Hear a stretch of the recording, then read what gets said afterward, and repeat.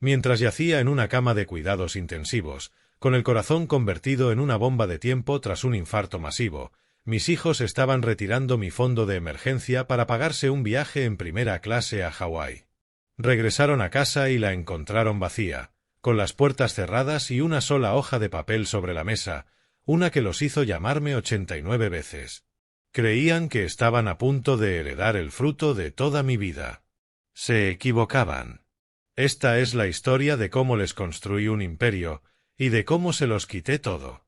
Lo primero que percibí al despertar no fue el dolor, sino el sonido, un pitido constante, robótico, junto a mi oído derecho. Un ritmo artificial para un corazón que ya no podía mantener el suyo. Luego vino la luz, un resplandor frío y fluorescente desde los paneles del techo, demasiado duro, demasiado estéril. Parpadeé, intentando despejar la niebla de mi mente. El dolor llegó después, una presión sorda y pesada en el pecho, como si alguien hubiera dejado un bloque de cemento sobre mi esternón. «Señor Wayace, bienvenido de nuevo», dijo una voz suave, rompiendo el silencio mecánico. Giré la cabeza, un movimiento pequeño que me costó el esfuerzo de un alpinista. Una joven con uniforme azul estaba junto a la cama, ajustando una bolsa de suero. Su placa decía Chloe, enfermera titulada. Tenía una sonrisa amable, pero en sus ojos se notaba esa compasión profesional que ningún paciente quiere ver. «Deo, ¿dónde estoy?», logré preguntar, con la garganta tan seca como papel de lija. «Está en la unidad de cuidados intensivos del Hospital Pittman de Atlanta», respondió ella, con voz calmada y tranquilizadora. «Tuvo un ataque cardíaco bastante fuerte, señor, pero ya está estable. Es usted un luchador». ¿Un luchador? No me sentía como tal. Me sentía como un edificio viejo, cuyo cimiento acaba de desmoronarse. A mis 71 años, sabía muy bien que mi corazón era un motor con la garantía vencida. Era la segunda vez que se declaraba en huelga sin aviso. La primera vez, mi esposa Anita estaba a mi lado, apretando mi mano, su voz era un faro entre la niebla del dolor. Pero Anita se había ido hacía 3 años. Esa realidad me golpeó más fuerte que el infarto mismo. Estaba solo. «Mi familia», balbuceé, con la voz quebrada. «Mis hijos, ¿están aquí?». Fue entonces cuando lo vi, un leve destello, una vacilación casi imperceptible en los ojos de Chloe. Su sonrisa amable se tensó en las comisuras.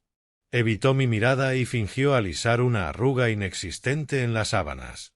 «Bueno», su hijo Terence llamó, empezó, eligiendo cada palabra con precisión quirúrgica.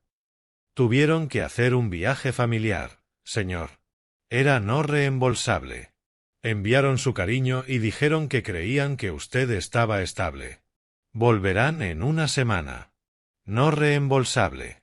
La palabra quedó flotando en el aire estéril, fría y cortante. Me atravesó el pecho con una fuerza más cruel que cualquier dolor físico. Un viaje no reembolsable. Había pasado toda mi vida construyendo un mundo donde nada fuera no reembolsable para mis hijos, salvo mi presencia. Cancelé reuniones de consejo para ver los partidos de béisbol de Terence. Pospuse contratos millonarios para asistir al recital de piano de Alicia. Levanté una empresa de ingeniería estructural desde cero, trabajando hasta que las manos me sangraban y los ojos me ardían, todo para que ellos tuvieran las mejores escuelas, los hogares más seguros, un mundo sin los bordes afilados que tuvo el mío. Y ahora, mientras yacía aquí, conectado a máquinas que respiraban por mí, yo era lo reembolsable. Chloe se marchó, dejándome solo con el pitido y el pesado silencio de la verdad. Cerré los ojos y la vi a ella, Anita. Su rostro apareció con total nitidez, como si estuviera sentada en la silla donde Chloe había estado. Sus ojos cálidos y sabios. «No saques conclusiones apresuradas, Theodore», me habría dicho, con esa mezcla perfecta entre el acero de abogada y la ternura de esposa. «Primero consigue los datos». Anita era mi cimiento. Era la brújula moral de nuestra familia, su corazón. Cuando estaba viva, nuestra gran casa en Decatur estaba llena de risas, del aroma a pan de plátano y de debates acalorados sobre política y arte. Terence y Alicia venían a cenar todos los domingos con los nietos. Pero desde que ella se fue, la casa se volvió silenciosa. Las cenas se hicieron menos frecuentes, hasta desaparecer. Las llamadas se acortaron, se volvieron frías, prácticas. Papá se volvió a dañar el calentador de agua. Papá, ¿seguía en pie lo de ayudarme con el coche nuevo?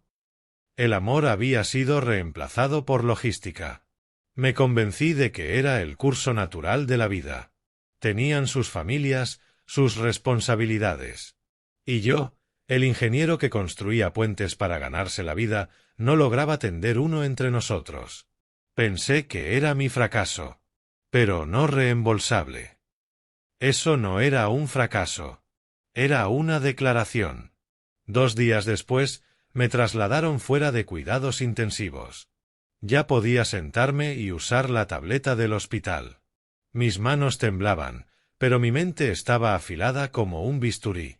Recordé las palabras de Anita: consigue los datos. Abrí el navegador y entré a la cuenta bancaria conjunta.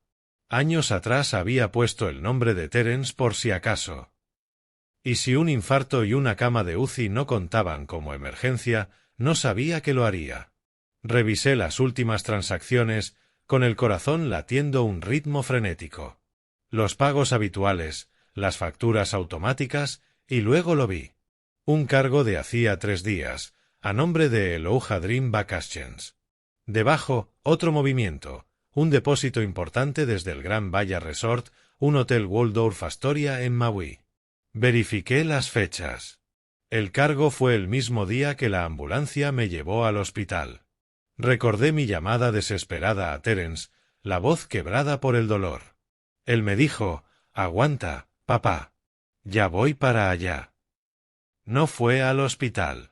Fue a una agencia de viajes. La mentira del no reembolsable se hizo trizas. No era un viaje planeado. Era uno que decidieron hacer sabiendo que su padre luchaba por vivir. Mis dedos temblaban sobre la pantalla. Miraba los números, pero mi mente repasaba las veces que había puesto sus necesidades por encima de las mías. El cheque que firmé para que Terence abriera su firma financiera, una que siempre parecía estar al borde del colapso. El dinero que di a Alicia para comprar su casa soñada cerca del colegio ideal para sus hijos. Creí que estaba invirtiendo en su felicidad. Pensé que estaba construyendo un legado. Pero mirando esos cargos de Hawái, una certeza helada se formó dentro de mí. Para ellos, mi legado no eran mis enseñanzas ni mi amor. Era el saldo de una cuenta bancaria. Y ya estaban impacientes por cobrar. Apagué la tableta. En la pantalla negra se reflejaba el rostro cansado de un viejo en bata de hospital. El pitido del monitor seguía su ritmo constante, pero para mí sonaba como un reloj de cuenta regresiva. No hacia el fin de mi vida, sino hacia su regreso. Por primera vez en años, no sentí ansiedad ni ilusión. Solo una calma gélida, la calma del ingeniero que observa una estructura colapsada y sabe que no puede repararse. Debe reconstruirse desde los cimientos. Me dieron el alta 1 semana después. El viaje en taxi desde el Hospital Piedmont hasta mi casa en Decatur fue un borrón de tráfico y canciones desconocidas. El mundo seguía su curso, ajeno a que el mío se había detenido. Al llegar, miré la casa que yo mismo había diseñado y construido hacía 4 décadas. La fachada de ladrillo, el roble que Anita plantó siendo apenas un brote, el porche donde vimos caer tantas tormentas. Todo parecía igual, pero yo sabía que solo era una cáscara vacía. La llave se sintió ajena en mi mano. El silencio que me recibió no era el de un nido tranquilo, sino un vacío que me robó el aire. Cada rincón susurraba recuerdos que ahora dolían como mentiras. El sillón de cuero donde le leía cuentos a Terence. La marca en el suelo donde Alicia cayó de su primera bicicleta. Y sobre la repisa, una foto familiar de la última Navidad. Todos sonreíamos. Terence con el brazo sobre mi hombro. Brittany, mi nuera, radiante. Ahora esa imagen era como ver una película sabiendo su trágico final. Recorrí la casa.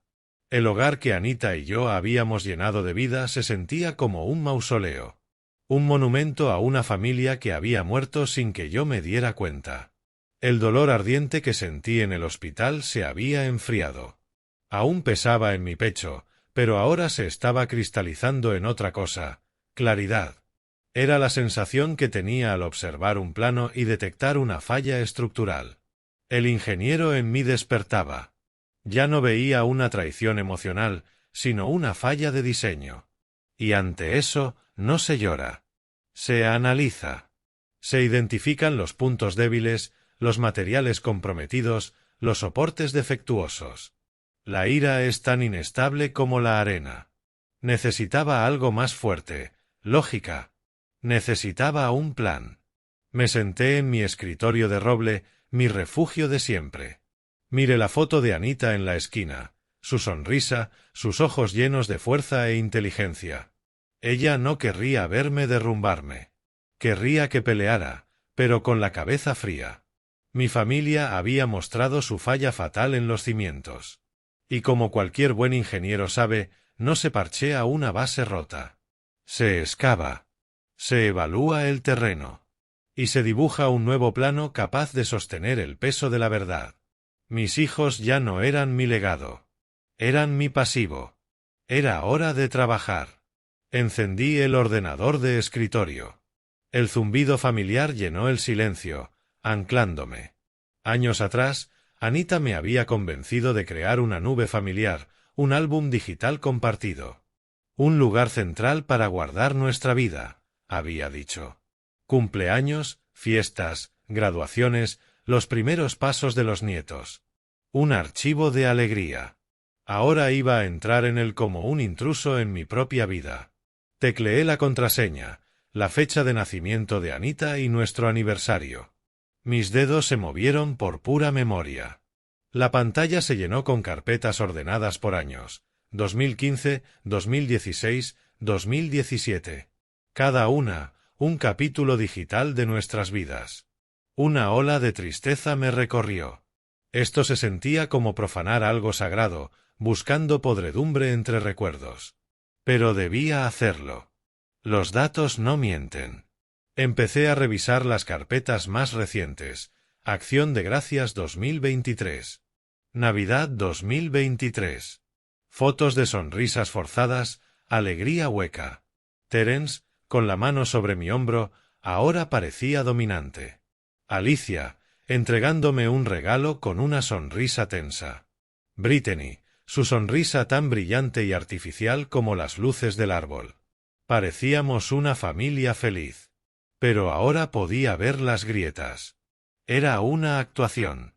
El corazón me dolía. Quise cerrar la laptop y fingir que nada era real. Volver a la ignorancia de un padre que creía ser amado. Pero el ingeniero dentro de mí no lo permitió. Esto ya no era sentimentalismo.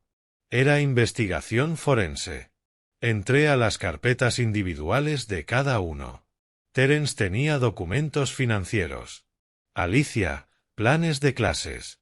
Y Brittany, su carpeta tenía de todo: recetas, planes de viaje y una subcarpeta llamada investigación. Mi respiración se detuvo. La abrí. Dentro había registros de historial de búsqueda guardados como documentos. Los títulos eran solo fechas. Abrí el más reciente, de un mes antes de mi infarto. Leí las búsquedas. El alma se me heló. Mejores campos de golf en Georgia. Luego, residencias asistidas económicas cerca de Atlanta. Cómo obtener poder notarial de un padre anciano.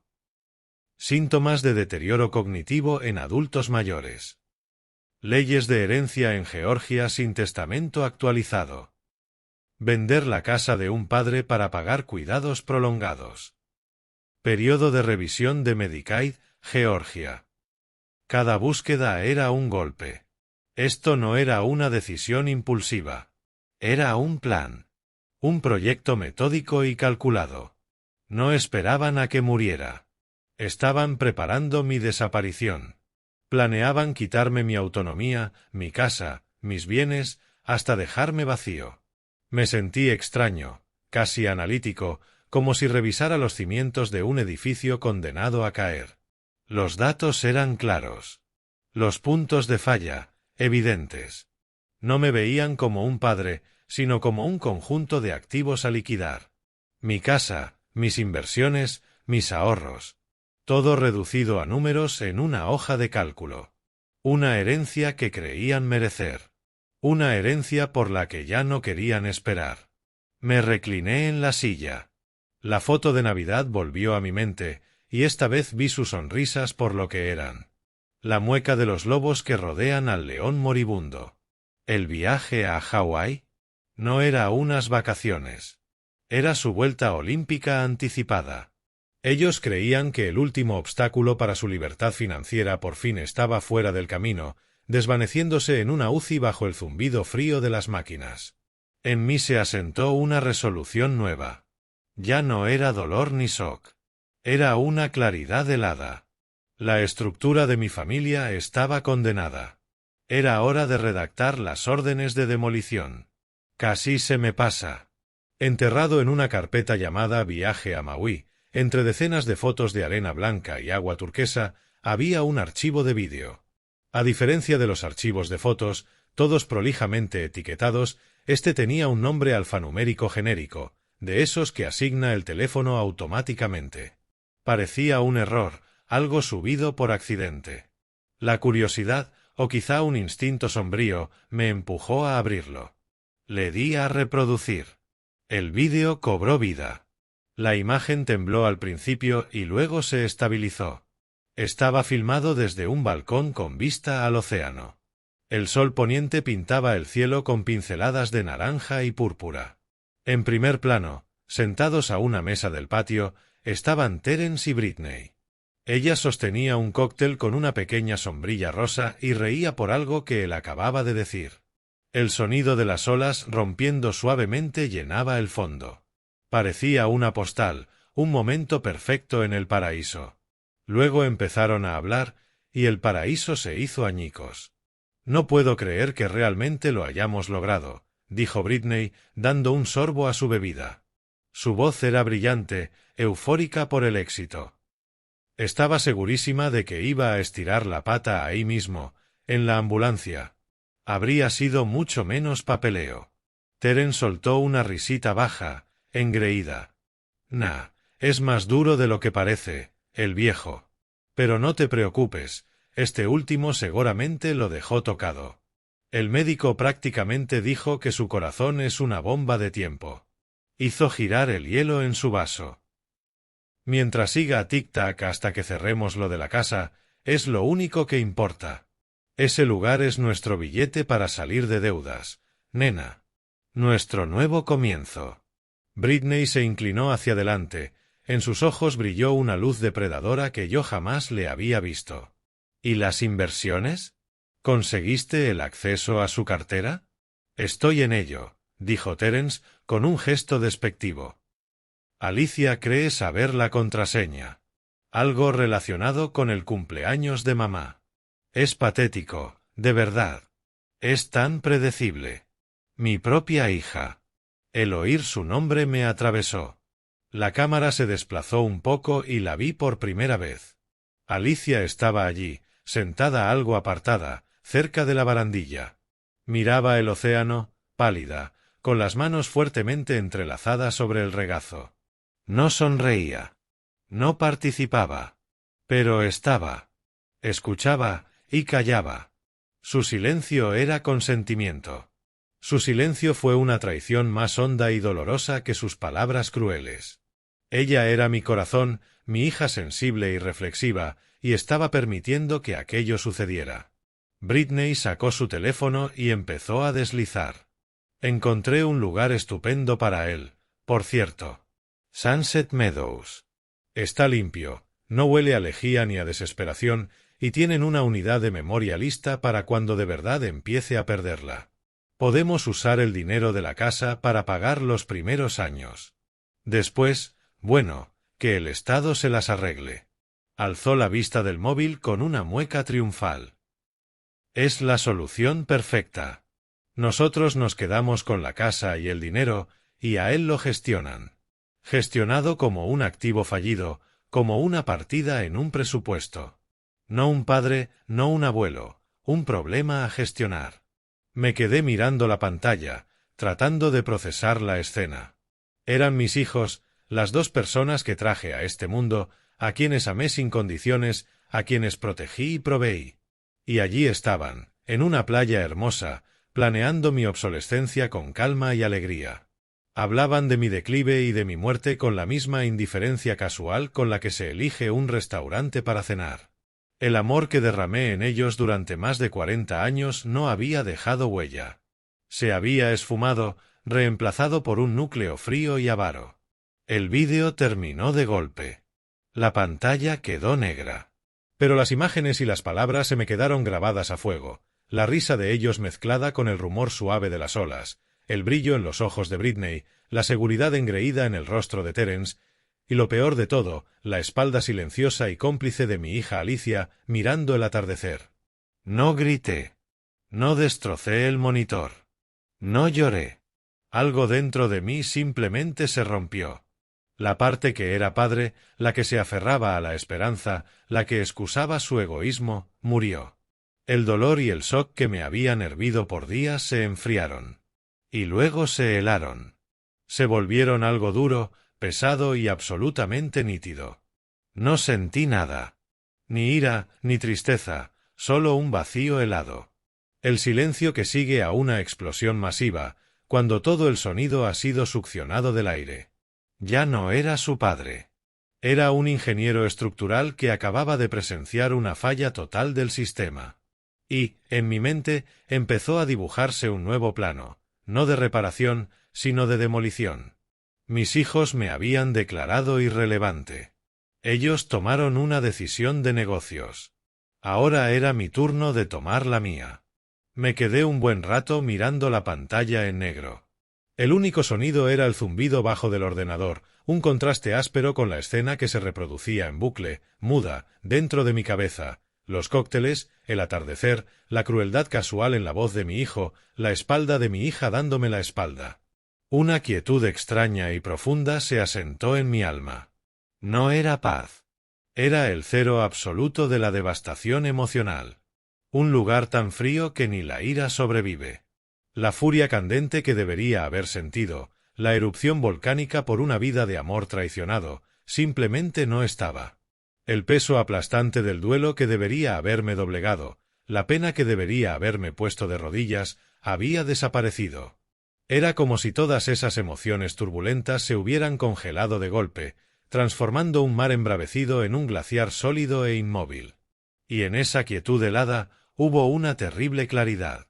La niebla del amor paterno, el instinto de perdonar, la vida entera de recuerdos que había suavizado siempre los bordes de su egoísmo, todo se desvaneció. Las preguntas que me torturaban, ¿por qué? ¿Cómo pudieron?, se evaporaron. Eran variables inútiles en una ecuación nueva, mucho más simple. La única pregunta que importaba ahora era la que se hace un ingeniero cuando el informe señala una estructura condenada. ¿Cuál es el método más eficiente para una demolición controlada? Ellos miraron el trabajo de mi vida, mi amor, mi propia existencia, y le pusieron precio. Pusieron mi vida en una balanza frente a unas vacaciones y un futuro sin deudas, y eligieron. Convirtieron a nuestra familia en una transacción. Miré la fotografía de Anita sobre mi escritorio. Su sonrisa no parecía triste, sino decidida. Ella no habría llorado. Habría actuado. El dolor se fue, reemplazado por un propósito. El arquitecto tenía los planos de un proyecto fallido. Era momento de dibujar unos nuevos. A la mañana siguiente, no tomé el teléfono. Fui a la estantería de mi despacho y saqué la vieja agenda de cuero de Anita. Su caligrafía elegante llenaba las páginas, una parte tangible de ella que aún podía tocar. Deslicé el dedo hasta la letra J y la encontré, Imani Jordan. Junto al número, en la letra de Anita, una nota, un petardo. Hará grandes cosas. Imani había sido la protegida de Anita, una brillante estudiante de Derecho a la que tomó bajo su ala hace 20 años. La recordaba aguda, ferozmente inteligente, alguien que veía la ley no solo como profesión, sino como herramienta de justicia. No hablaba con ella desde hacía años, pero si alguien entendería la santidad del legado de Anita, sería Imani. Marqué el número. Respondió una voz profesional. Despacho de Imani Jordan. Quisiera hablar con la señora Jordan, por favor. Mi nombre es Theodore Wayace. Hubo una breve pausa. Luego la voz de Imani entró en la línea, más cálida y segura de lo que recordaba. ¿Theodore? ¿De verdad eres tú? Ha pasado demasiado tiempo. ¿Todo bien? Es una pregunta complicada, Imani, dije con voz plana, uniforme. Necesito asesoría legal y la necesito con discreción. La calidez se afiló en foco profesional. Por supuesto. Mi oficina es segura. ¿De qué se trata, Theodore? Respiré hondo. No me presenté como un padre en duelo, sino como un ingeniero entregando un informe de daños. Quiero exponerte una serie de puntos de datos, Imani. Necesito tu evaluación legal de una falla estructural. Guardó silencio un momento, quizá confundida por mi terminología. Adelante, dijo. Punto de datos 1. La mañana del 12 de octubre, aproximadamente a las 10:45 de la mañana, sufrí un evento coronario masivo y fui ingresado en la UCI del Piedmont Atlanta. Punto de datos 2. A las 2:15 de la tarde de ese mismo día, se usó mi cuenta bancaria conjunta de emergencias para comprar 2 billetes en primera clase a Maui y depositar una reserva en una suite del Grand Guaya Resort. A mi enfermera se le describió el viaje como no reembolsable. Escuché el tecleo suave al otro lado. Te sigo, dijo, con la voz ya tensa. Punto de datos 3. Una auditoría del almacenamiento en la nube familiar, en concreto, el historial de navegador de mi nuera, Britney Wayace, muestra un patrón recurrente de búsquedas durante los 2 meses previos. Cito, residencias asistidas económicas cerca de Atlanta, como obtener poder notarial de un padre anciano y leyes de herencia en Georgia cuando no hay testamento actualizado. El tecleo cesó. El silencio pesó. Punto de datos final. Un archivo de vídeo con sello de tiempo del 14 de octubre. En él, mi hijo Terence y su esposa Britney están en un balcón en Maui. Terence se refiere a mi corazón como una bomba de tiempo y afirma que, mientras siga tic-tac hasta después de cerrar la compra de la casa, todo estará bien. Britney menciona una residencia específica, Sunset Meadows, como un lugar adecuado para mi gestión cuando, cito, de verdad empiece a perderla. B. Mi hija Alicia está presente durante la conversación y no dice nada. Terminé y esperé. El silencio se estiró 10 segundos, un vacío de incredulidad y horror naciente. Cuando Imani habló, había hielo astillado en su voz. Theodore, dijo, baja y furiosa, esto no es una falla estructural. Es una adquisición hostil. Es depredador. No solo están esperando a que mueras, están planeando activamente despojarte de todo. Hizo una pausa, y en sus palabras siguientes oí una ira personal profunda. Anita estaría, tomó aliento. Los haría arder por esto. Anita habría sido más lista, la corregí con suavidad. No habría usado fuego.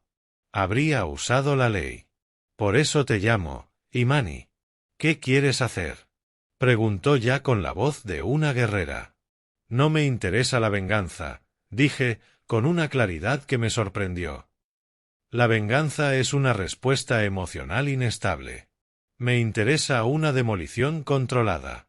Quiero reestructurar por completo mi patrimonio, cada activo, cada acción, hasta el último ladrillo de esa casa. Quiero proteger lo que Anita y yo de verdad construimos, no para los hijos que profanarían su memoria, sino para los principios por los que ella vivió. ¿Quieres desheredarlos? Afirmó, más que preguntar. Ese término es simplista, respondí. Quiero reasignar mis bienes para construir un legado, no para financiar un estilo de vida. Sus nombres desaparecerán de todo. Los cimientos de esta familia han fallado. Pienso construir unos nuevos. Casi pude oír su sonrisa, feroz, decidida. Ya veo, dijo. No necesitas una abogada, Teodore. Necesitas una arquitecta. Nunca he supervisado una demolición de esta escala, pero por ti y por Anita dibujaré los mejores planos que hayas visto. ¿Cuándo empezamos? Por primera vez desde que desperté en esa cama de hospital, sentí un destello de algo distinto a la fría resolución, la sensación de un ancla segura en la tormenta. Ya no estaba solo. Empezamos ahora, dije. Imani Jordan no creía en perder el tiempo. Menos de una hora después de nuestra llamada, mi correo sonó con el primer paquete de documentos. No había florituras ni preámbulos innecesarios, solo un enlace seguro y un mensaje que decía: Teodore, revisa y autoriza. El mercado abre en Nueva York a las 9:30 de la mañana. El mensaje de otra arquitecta, alguien que entiende que un plan no sirve hasta que se mueve la primera viga. Durante los 2 días siguientes, mi despacho se convirtió en un centro de mando. Imani se movía con una velocidad y precisión sobrecogedoras. Era una fuerza de la naturaleza, un torbellino de escritos legales, correos seguros y llamadas breves y contundentes. La primera fase fue la liquidación. Mi cartera era una estructura compleja que había tardado 40 años en levantar, una mezcla de acciones de primer nivel, fondos mutuos y bonos a largo plazo. Cada pieza, un ladrillo de la fortaleza financiera que diseñé para proteger a mi familia. Siempre imaginé que se transmitiría con cuidado, un legado de seguridad. Ahora estaba ordenando su demolición.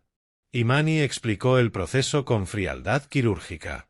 Ejecutaría las órdenes de venta por bloques para no asustar al mercado. Ya había calculado el impacto fiscal por ganancias de capital y tenía un plan para compensarlo. Navegaba el laberinto de brokers y regulaciones con una facilidad que me confirmó que había elegido a la aliada correcta. Solo necesitaba mi autorización. Imprimí el documento. El zumbido de la impresora fue el único sonido en la casa silenciosa. Tomé una pluma, la misma con la que firmé la hipoteca de esta casa. Por un instante, mi mano vaciló sobre la línea de la firma. Era el primer paso irreversible. No era solo vender acciones, era liquidar una vida de sueños, la prueba tangible de mi éxito. Pero la imagen del rostro engreído de mi hijo en aquel balcón cruzó mi mente, y mi mano se volvió firme. Firmé mi nombre. En 48 horas, una vida entera de acumulación se convirtió en un solo número formidable en un extracto bancario. Un número que representaba un poder inmenso, pero que ya no sentía como mío. Era materia prima esperando un nuevo propósito. La segunda fase fue la construcción. Mientras los fondos se transferían, Imani redactaba la carta fundacional del fideicomiso. Hablamos largo rato sobre su nombre. No quería el mío. Esto no iba de mi legado. Iba del suyo. Lo llamamos Fondo Verdadero Legado de Anita Wayace. Decir su nombre en voz alta fue como traer una parte de ella de vuelta a la vida, darle una voz que ya no podían silenciar. Imani me explicó el armazón legal. Sería un fideicomiso irrevocable, una palabra tan sólida y definitiva como el hormigón armado. Significaba que, una vez dentro, los bienes no podrían ser retirados por mí ni por nadie. Era una puerta de un solo sentido, una fortaleza diseñada para proteger los ideales de Anita para siempre. La carta fundacional era una obra de arte, un documento legal que se leía como poesía. Su único propósito: otorgar becas educativas a jóvenes afroamericanos desfavorecidos del área de Atlanta que deseen estudiar ingeniería, derecho y servicio comunitario. El lenguaje era blindado. Imani incluyó una cláusula específica, que ahora conocemos como exclusión de linaje, que excluía explícita y permanentemente a mis hijos, a los hijos de mis hijos y a cualquier futuro descendiente de jamás ser beneficiarios del fondo. Me la leyó por teléfono, con una satisfacción feroz vibrando en su voz. No había resquicios, ni zonas grises, ni posibilidad de impugnación. Era una puerta cerrada de un portazo y triple pasada con llave por toda la eternidad. El paso final fue la transferencia. Con el trazo de una pluma en un formulario de firma electrónica que Imani me envió, el número formidable que representaba el trabajo de toda mi vida desapareció de mi cuenta personal y reapareció en la cuenta del Fondo Verdadero Legado de Anita Wayace. Listo. El dinero ya no era mío. Pertenecía al futuro. A una generación de chicos que nunca conoceré y que construirán puentes, defenderán casos y cambiarán el mundo. Le pertenecía a ella. Una extraña levedad me llenó el pecho. No había perdido una fortuna, la había liberado. El dinero era la munición. Pero la casa era la fortaleza. El gran premio. La manifestación física de toda mi obra. El lugar donde se almacenaban nuestros recuerdos. En su mente, como oí en aquel vídeo, era su billete para salir de deudas. Un cálculo simple y brutal. Venderla me parecía incorrecto, solo convertiría su premio en el efectivo que ansiaban. Sería jugar su juego. Y yo había terminado de jugar su juego. Necesitaba otra cosa. Algo que honrara lo que la casa debía representar, un santuario, un lugar de seguridad y nuevos comienzos. Mi mente regresó a una conversación de años atrás con Anita, meciéndonos en el columpio del porche en una tarde cálida de verano. Venía de un caso pro bono, el rostro marcado por un cansancio indignado. Representaba a una mujer joven, marine con 2 misiones en Afganistán, que volvió con cicatrices visibles e invisibles, para encontrarse madre soltera, sin red de apoyo y al borde de la calle. «Pelean por nuestro país, Teodore», dijo Anita, con voz baja pero feroz. «Vuelven y tienen que pelear por un techo para sus propios hijos. Es una vergüenza. Si alguna vez me tocara la lotería, compraría todo un edificio y se lo daría a ellas. Un lugar donde aterrizar, un lugar seguro. Nunca nos tocó la lotería. Pero en ese momento supe lo que debía hacer. La casa no se vendería. Se donaría». Cuando propuse la idea a Imani, hubo un largo silencio al teléfono. Por un instante temí que se opusiera, que la llamara demasiado extrema. Cuando por fin habló, su voz estaba cargada de emoción. «Teodore», dijo suavemente. «Es la jugada más brillante, hermosa y devastadoramente perfecta que he oído en toda mi carrera. La justicia poética es abrumadora». Volvió de inmediato a su tono profesional. «Legalmente, es directo. Redactaremos una quitclaim deed. Es una transferencia completa de tu participación en la propiedad y como es una donación a una organización 501(c)(3) registrada, la fiscalidad te favorece. Necesitaremos tasar la propiedad para el valor de la donación, pero puedo agilizarlo. La organización que estás pensando, la que Anita apoyaba para veteranas, conozco a la directora. Haré la llamada. Lo presentaremos como una donación anónima en honor a Anita Wayace». El proceso fue aún más rápido que la liquidación de las acciones.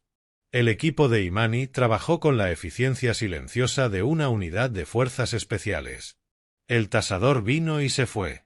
Se redactaron documentos llenos de jerga legal que, en el fondo, se reducían a una verdad simple y profunda. Estaba regalando mi hogar. El título definitivo me lo entregó un mensajero. Impreso en papel grueso y oficial. Lo extendí sobre la mesa del comedor, la misma donde celebramos décadas de cenas familiares, cumpleaños y días de acción de gracias. Me temblaron las manos al tomar la pluma. Esto se sentía más definitivo que vender las acciones. Era un acto físico de soltar. Recordé el día en que Anita y yo firmamos la hipoteca original de este terreno. Éramos jóvenes, llenos de sueños y asustados.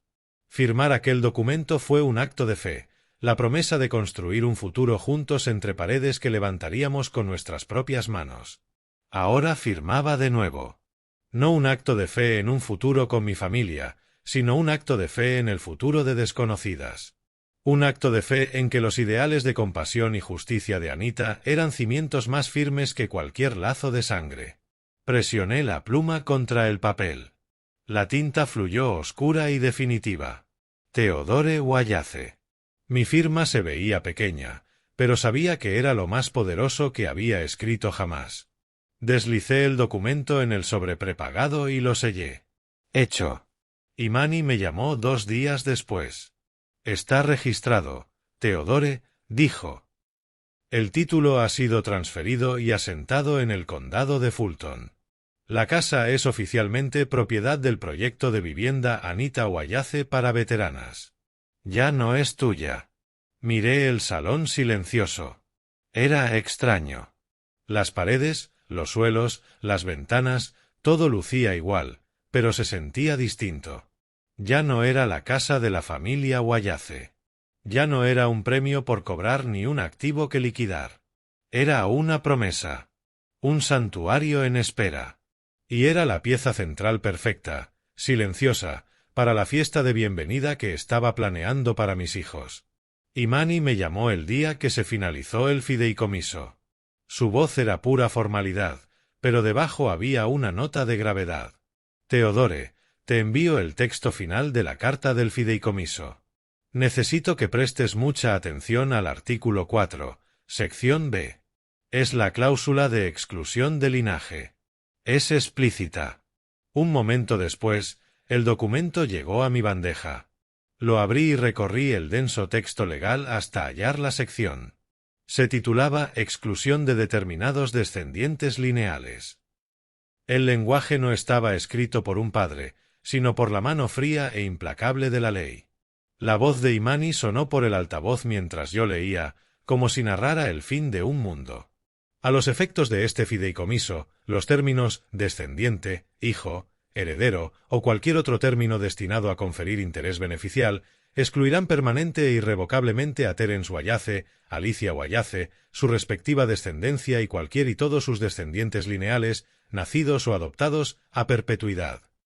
Cada palabra era un clavo en el ataúd de la familia que alguna vez tuve. A perpetuidad. Para siempre. Era una goma de borrar legal. Una declaración de que, en lo que respecta a la obra de mi vida, mi propia sangre dejaría de existir en el instante en que firmara. No los estaba apartando solo del testamento, los estaba borrando de mi historia. Hay más, continuó Imani, con voz firme.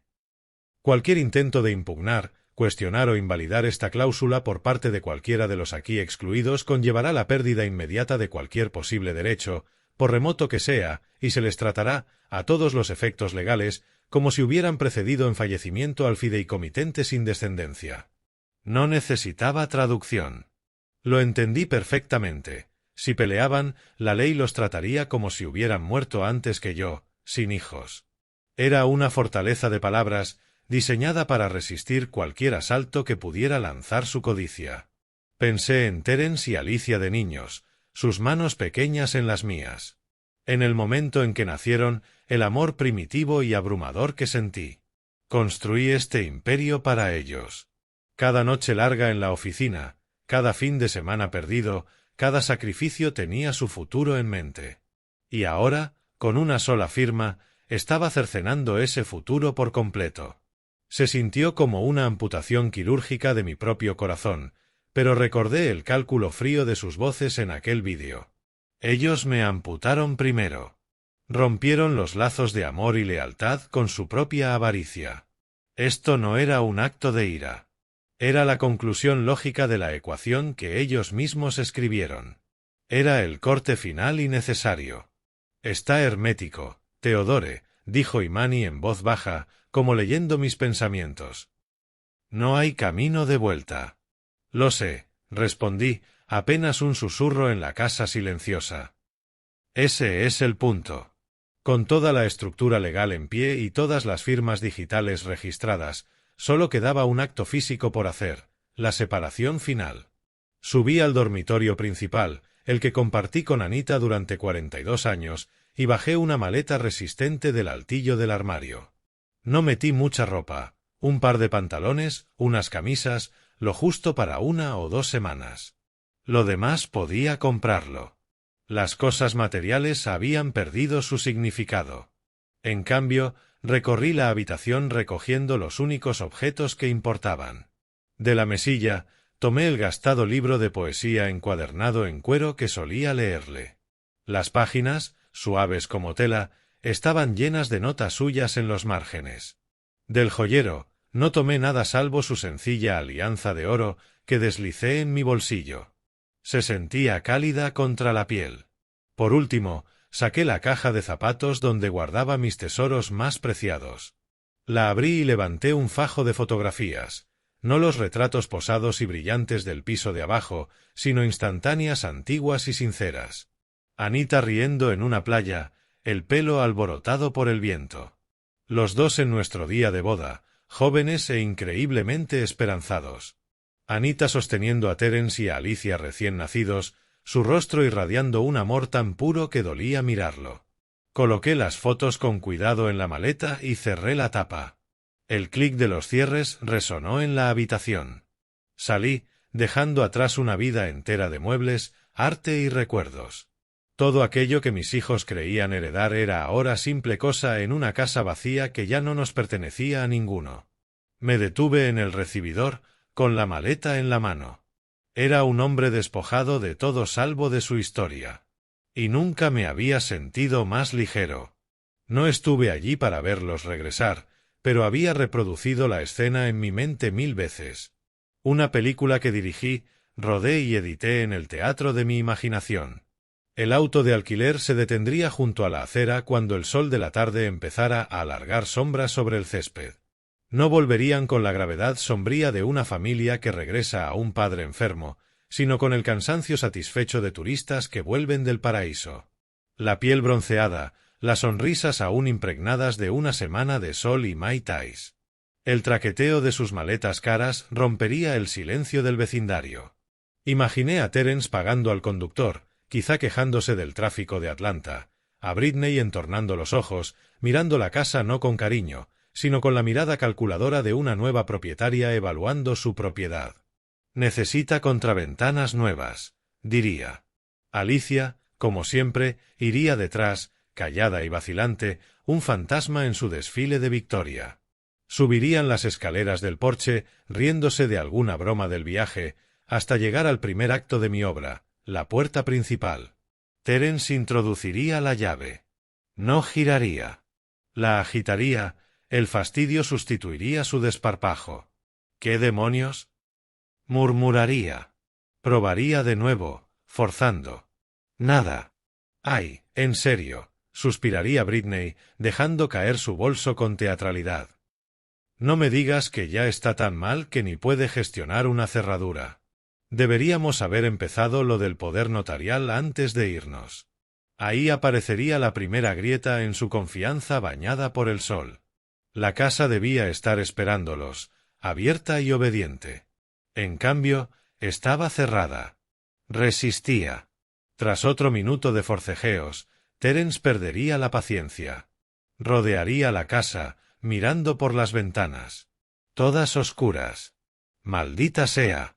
Seguro que papá olvidó pagar la luz otra vez, gritaría, el pretexto perfecto para explicar la inquietante penumbra interior.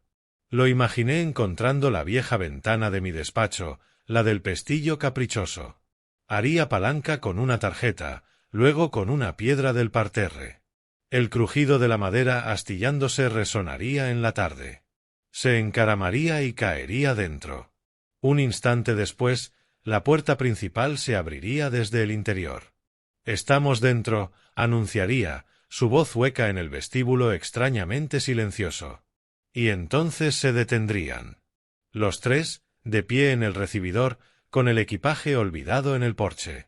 El segundo acto era el vacío. Lo primero que notarían sería el eco. Cada sonido, su respiración, el jadeo agudo de Britney, el roce de los zapatos de Alicia, rebotaría en paredes y suelos desnudos. No había alfombra en el vestíbulo para amortiguar.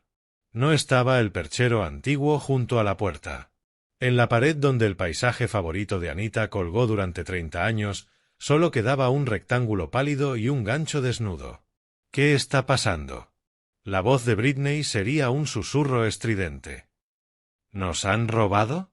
Esa sería la conclusión lógica, la explicación tranquilizadora. Imaginé que soltarían sus cosas y se dispersarían, ya frenéticos. Terence correría al salón. Se quedaría petrificado. Sin sofá. Sin mesa de centro. Sin el sillón de cuero donde yo solía sentarme. Las estanterías empotradas, vacías, sin libros, sin fotos, sin figuritas. sin cortinas, los grandes ventanales como ojos vacíos mirando al crepúsculo. La confusión daría paso a un pánico espoleado por la adrenalina. «La tele no está», gritaría Terence. Britney correría al comedor. La plata de mamá, no está». Abriría cajones vacíos del aparador, la voz subiendo con cada nuevo hallazgo de ausencia. Yo veía a Alicia entrar casi en trance a la cocina. Las ollas y sartenes del colgador, ausentes. Las encimeras, despejadas. La nevera, al abrirla, completamente vacía, la luz interior bañando su rostro atónito.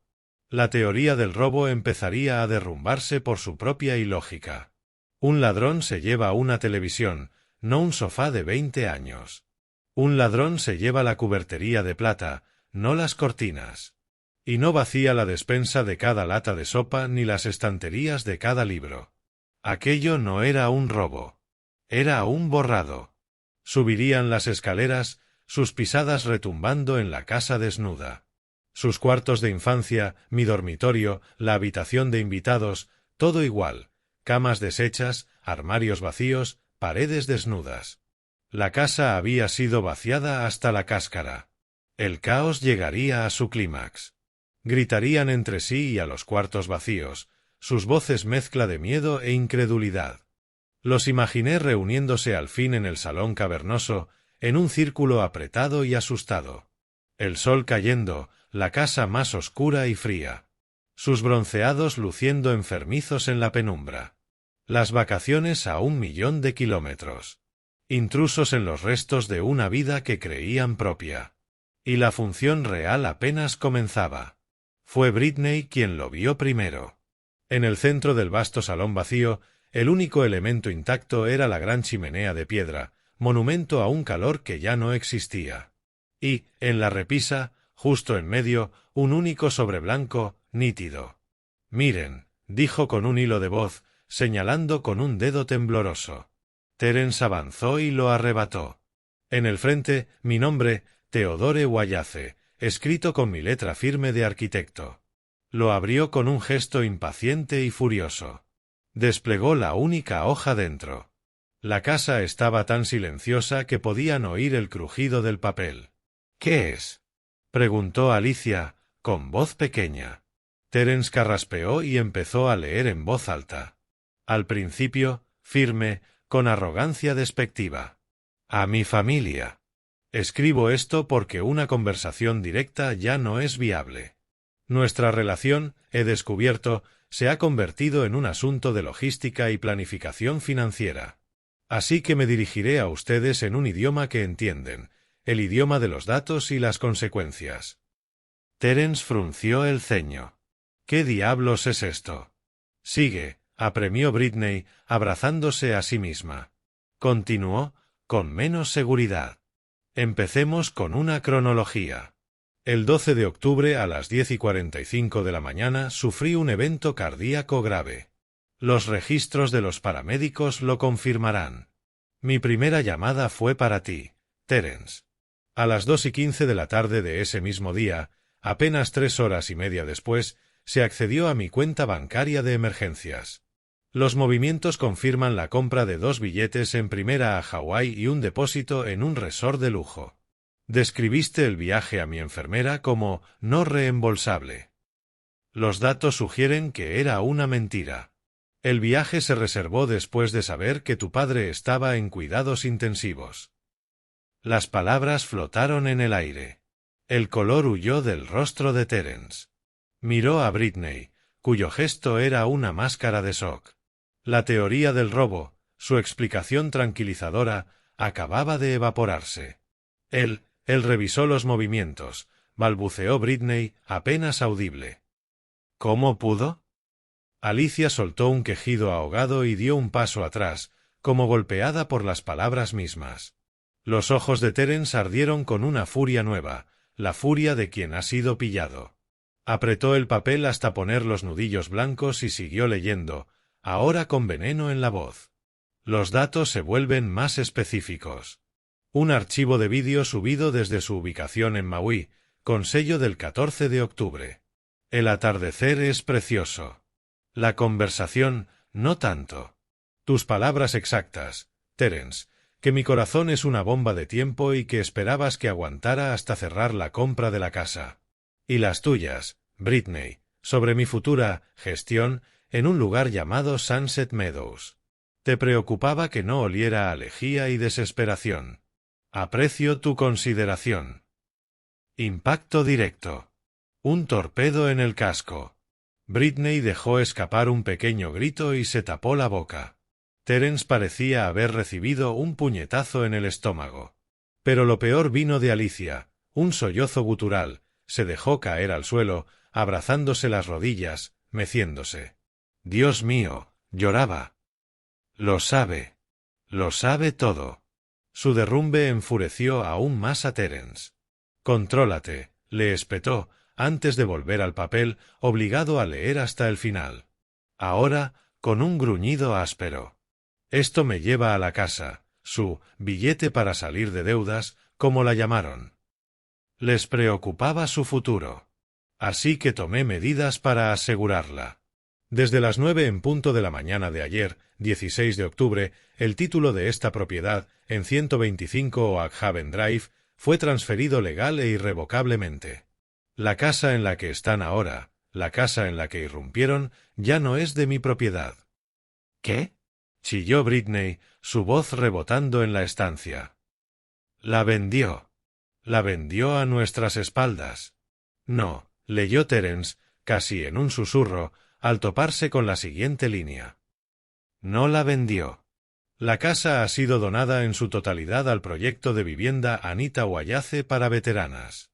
Las nuevas propietarias, una organización maravillosa que apoyó mi esposa, llegarán mañana por la mañana para tomar posesión. Técnicamente, en este momento, están allanando. Estalló el caos. Britney gritó, un sonido animal de rabia y negación. No puede. Es nuestra casa. Nos lo prometió. Paseaba como fiera enjaulada, su calma de vacaciones hecha añicos. Terence miraba la carta con horror naciente. Aquello era una jugada estratégica que jamás anticipó. Un jaque mate que ni vio venir. Hay más, dijo, con voz hueca. Alzó la carta, las manos ya temblorosas. En cuanto a mis demás bienes, cartera, ahorros, inversiones, todo ha sido liquidado. El total se ha destinado a crear un fideicomiso irrevocable, el fondo verdadero legado de Anita Wayace. Su único propósito es otorgar becas a jóvenes desfavorecidos de Atlanta. El artículo 4, sección B les interesará en particular, es una cláusula de exclusión de linaje. Los excluye permanente e irrevocablemente a ustedes, a sus hijos y a todos sus futuros descendientes de ser jamás beneficiarios. Cualquier intento de impugnarlo hará que se les trate como si me hubieran precedido en fallecimiento, sin descendencia. El golpe de gracia. La esperanza de un resquicio, extinguida. No solo quedaban fuera del testamento, habían sido borrados. Britney dejó de caminar y lo miró, el rostro convertido en máscara grotesca de furia. Idiota, le escupió. Esto es culpa tuya. Presionaste demasiado. Te pudo la codicia. ¿Mía? Rugió Terence, lanzando la carta al suelo. Todo fue idea tuya. Tus tablas y tus búsquedas de residencias. Se rodeaban en el centro del salón vacío, escupiéndose culpas como veneno. Sus bronceados habayanos resultaban ridículos en la penumbra. Ya no eran cómplices, eran ratas en una trampa, volviéndose una contra la otra. A través de todo, Alicia seguía hecha un ovillo en el suelo, sacudida por sollozos silenciosos. Su dolor no era por el dinero ni por la casa, sino por la pérdida irreparable de todo lo demás, el amor, la familia, la idea misma de quiénes eran. Todo había sido una mentira, y la verdad pesaba demasiado. De pronto, Terence enmudeció. Una mirada desesperada y desquiciada se le encendió. Rebuscó el teléfono, casi se le cayó de las manos. Tenía que hablar conmigo. Tenía que arreglarlo. Siempre había salido de los problemas con labia, con encanto o con embestida. Tecleó y se llevó el móvil a la oreja. Escuchó. Su expresión se tensó. Va directo al buzón, dijo, incrédulo. Ni siquiera lo coge. Colgó y volvió a marcar. Una y otra vez. Empezó a pasearse de punta a punta, animal enjaulado, el teléfono pegado. Con cada intento fallido, su desesperación crecía. Murmuraba. Contesta, viejo cabrón. Contesta. Contesta. Contesta. Contesta. Su marcación frenética era el ritmo de su desmoronamiento total, el sonido de su control escurriéndose, de su mundo colapsando, llamada perdida tras llamada perdida. A kilómetros, en la calma de una habitación de hotel con vistas a las luces de la ciudad, yo estaba sentado en un sillón cómodo. Mi teléfono, en silencio sobre la mesita, encendía la pantalla una y otra vez, iluminando la oscuridad con un resplandor ansioso y palpitante. No necesitaba oírlo para saber. Solo miraba la pantalla. Y cuando por fin cesaron, lo tomé. La pantalla era una larga lista de notificaciones, un testamento digital de su desesperación. 89 llamadas perdidas de Terence Wallace. La miré un momento, apagué la pantalla y dejé el móvil boca abajo. La habitación volvió a quedar perfectamente en silencio. No busqué noticias de su caída, pero las noticias, como el agua, encuentran su nivel. Y Manny, en su función profesional, me mantuvo al tanto de lo necesario. Sus informes eran breves y fácticos, puntos de datos de la demolición controlada que había puesto en marcha. Terence y Britney, me dijo, no duraron un mes en la casa vacía. Tras un aviso de las abogadas de la organización, tuvieron que irse. Su propia casa, la que yo les ayudé a comprar, ya estaba en pre-ejecución hipotecaria. Su tren de vida era un castillo de naipes construido sobre una montaña de deudas, y yo acababa de retirarles la base. Lo último que supo Imani, alquilaban un piso estrecho de 2 dormitorios al otro lado de la ciudad. Sus días llenos de chillidos de cobradores y peleas interminables de 2 personas que ya solo pueden culparse la una a la otra. Su sueño de una vida sin deudas implosionó, dejándolos atrapados entre los escombros. Luego estaban los mensajes de voz de Alicia. Comenzaron el día después de leer la carta. Al principio, frenéticos y llorosos, suplicando que la llamara, rogando que todo era un malentendido. Con el paso de los días, el tono cambió. La desesperación dio paso a un dolor hueco de arrepentimiento. No respondí. Pero una tarde escuché uno. Su voz era un susurro rasgado, roto por sollozos. «Papá», dijo, la palabra tropezando. «Sé que no vas a devolver la llamada. Lo entiendo. Solo necesito decir esto. Tenías razón. Yo estaba allí. Oí todo lo que dijeron en ese balcón y no dije una palabra.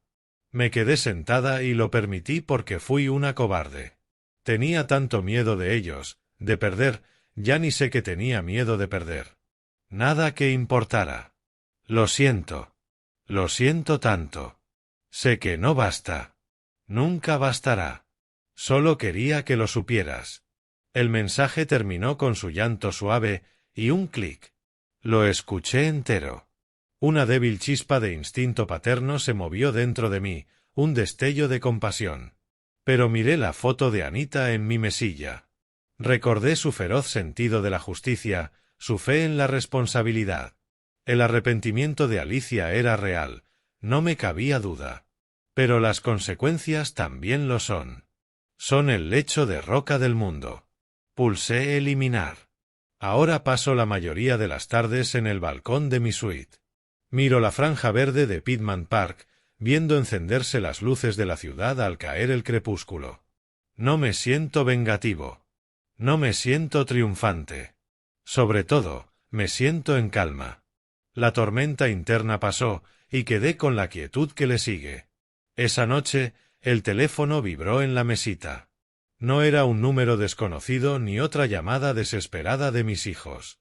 Era una videollamada programada con Sara, la directora del proyecto de vivienda Anita Wallace para veteranas.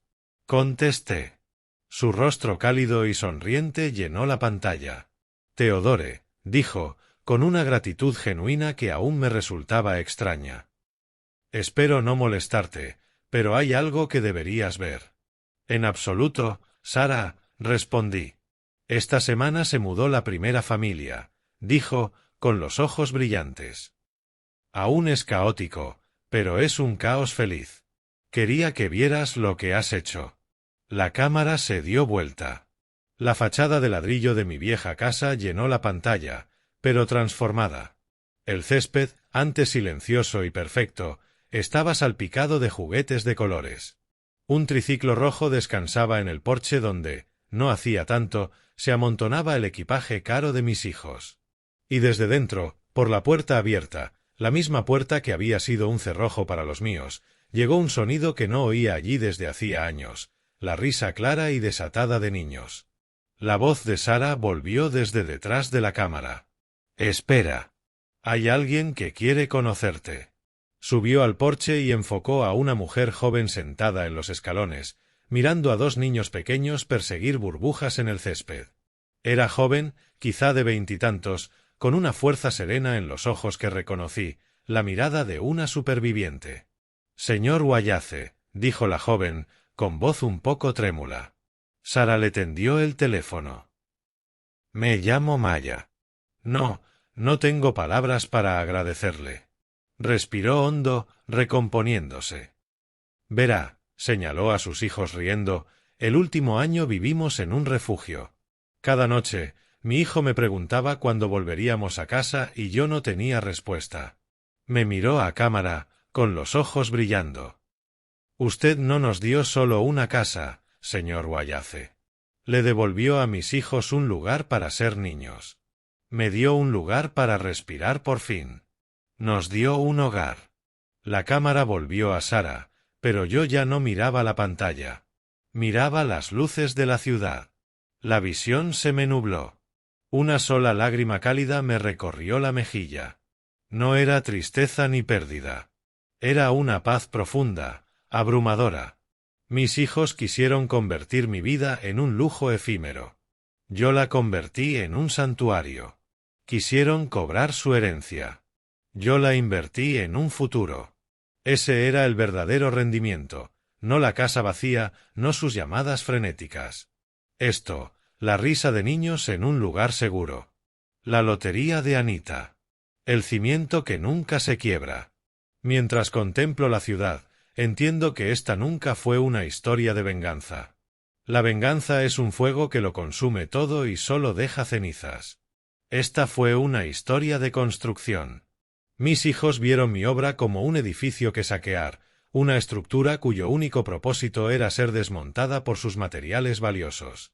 Se enfocaron en el punto final, la herencia, el pago. No entendieron un principio fundamental de la ingeniería y de la vida. Lo más importante de una estructura no es su altura ni su belleza, sino la integridad de sus cimientos. Mis cimientos se construyeron con los valores que Anita y yo compartimos: trabajo duro, dignidad, compasión y la creencia de que lo que construyes debe dar refugio a otros, no solo a ti. Su codicia fue un sismo que reveló las grietas en los cimientos de la familia que creí haber levantado. La estructura era insana. Había que derribarla. No destruí mi legado. Lo rescaté de ellos. Tomé la materia prima de mi vida, dinero, casa, bienes, y la reutilicé. Construí algo nuevo, algo que perdurará, algo de lo que Anita estaría orgullosa. Un legado no es lo que dejas a la gente, sino lo que dejas dentro de la gente. La risa de esos niños, la gratitud en los ojos de esa joven veterana, las futuras becas que encenderán nuevos sueños. Esa es una estructura capaz de resistir cualquier tormenta.